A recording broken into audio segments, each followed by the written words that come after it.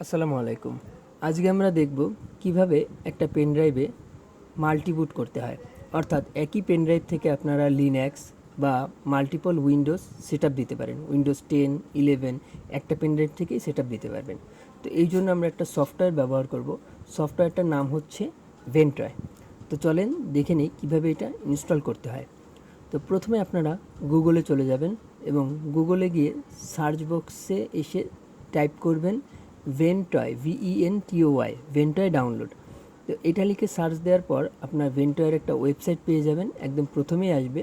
সেখানে ক্লিক করে download section থেকে এই উইন্ডোজের জন্য যে জিপ ফাইলটা আছে এইটা ডাউনলোড করে নেবেন।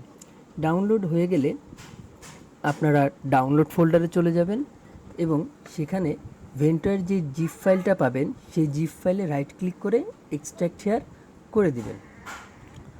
তো ফাইলটা এক্সট্র্যাক্ট হয়ে গেলে আপনারা এই ভেন্টয়ের ফোল্ডারটা ওপেন করবেন।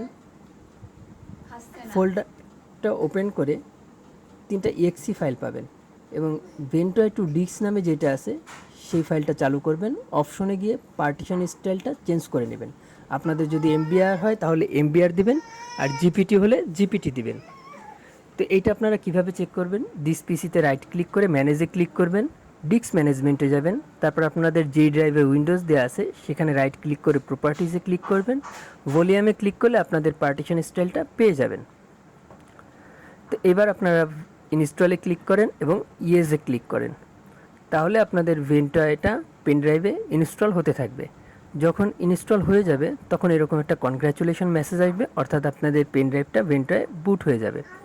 তো আপনারা দিস পিসিতে আসবেন, আপনাদের পেন ড্রাইভের নামটা যেহেতু ভেন্টয় হবে সেহেতু ভেন্টয়ে আসবেন। আমি দুটো ফোল্ডার করে নিচ্ছি, একটা হচ্ছে ডাটা ফোল্ডার এবং আরেকটা হচ্ছে উইন্ডোজ ফোল্ডার।